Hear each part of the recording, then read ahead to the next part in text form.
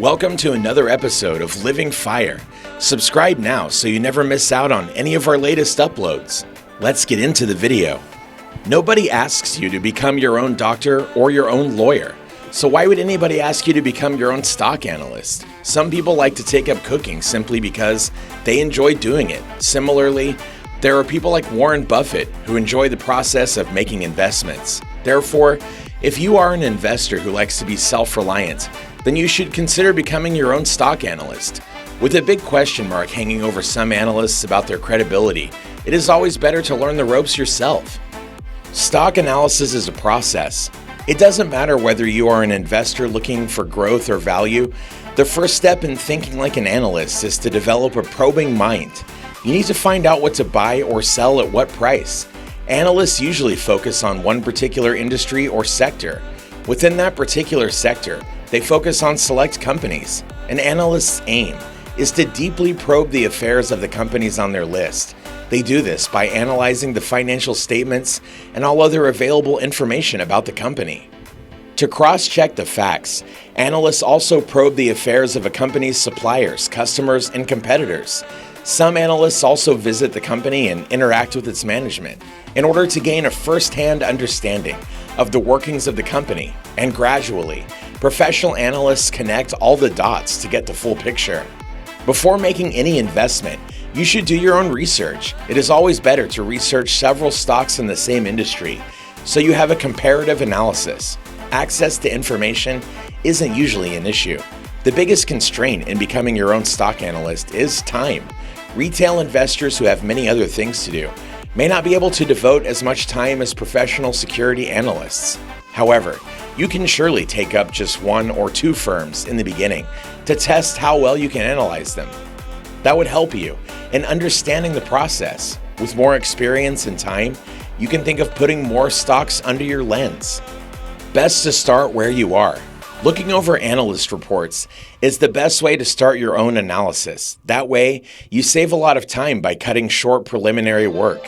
You don't have to blindly follow sell or buy recommendations that analysts make, but you can read their research reports to get a quick overview of the company, including its strengths and weaknesses, main competitors, industry outlook, and future prospects. Analyst reports are loaded with information, and reading reports by different analysts simultaneously would help you in identifying the common thread. Opinions may differ, but basic facts in all reports are common. Furthermore, you can take a closer look at the earnings forecasts of different analysts, which ultimately determine their buy or sell recommendations. Different analysts may set different target prices for the same stock. Always look for the reasons while reading analysts' reports. What would have been your opinion about the present stock given the same information? No clue? Then move on to the next step. What to analyze? To arrive at your own reliable conclusion about a stock, you need to understand the various steps involved in stock analysis. Some analysts follow a top-down strategy, starting with an industry and then locating a winning company, while others follow a bottom-up approach, starting with a particular company and then learning about the outlook of the industry. You can make your own order, but the entire process must flow smoothly. Any process of analyzing a stock would involve the following steps. Industry analysis.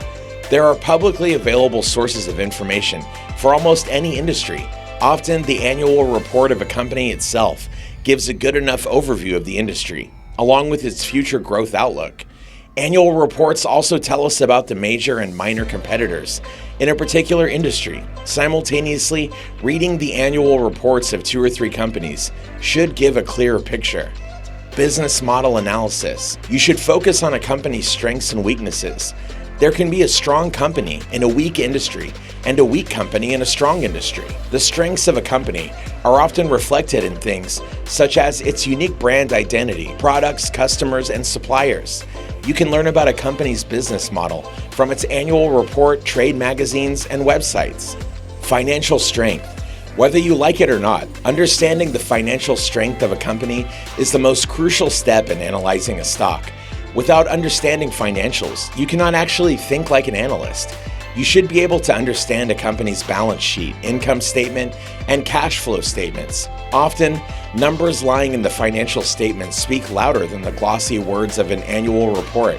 If you're not comfortable with numbers and you want to analyze stocks, there's no time like the present to begin learning and getting comfortable with them. Management quality is also a critical factor for a stock analyst. It is often said that there are no good or bad companies, only good or bad managers. Key executives are responsible for the future of the company. You can assess company management and board quality by doing some research on the internet. There is a plethora of information out there about every public company. Growth analysis. Stock prices follow earnings. So in order to know whether a stock price would be moving up or down in the future, you need to know where the future earnings are heading. Unfortunately, there is no quick formula that can tell you what to expect for future earnings. Analysts make their own estimates by analyzing past figures of sales growth and profit margins, along with profitability trends in that particular industry. It's basically connecting what has happened in the past to what's expected to happen in the future. Making accurate enough earnings forecasts is the ultimate test of your stock analysis capabilities because it's a good indication of how well you understand those industries and companies. Valuations. Once you understand future earnings, the next step is to know about the worth of a company. What should be the worth of your company's stock? Analysts need to find out how much the current market price of the stock is, justified in comparison to the company's value. There is no correct value, and different analysts use different parameters.